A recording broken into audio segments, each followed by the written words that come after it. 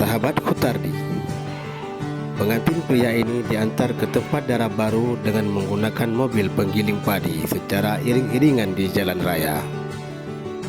Ini merupakan sebuah pemandangan yang sangat asyik dan sangat unik untuk ditonton.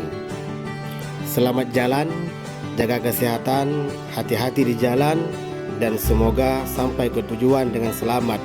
Semoga nantinya dapat disandingkan dengan mempelai wanita dengan aduhai di dalam pelaminan.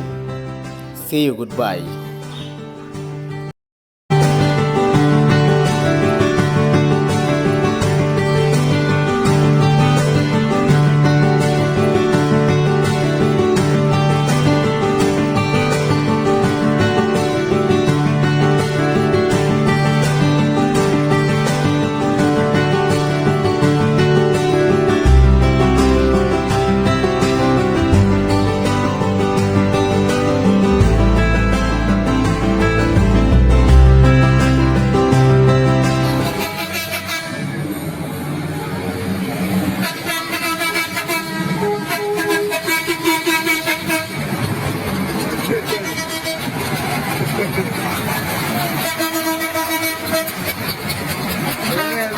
Bener.